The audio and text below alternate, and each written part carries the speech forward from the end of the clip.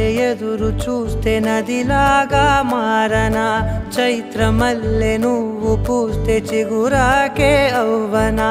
నన్నే వరించే యువరాజును అంట నీ యువరాజు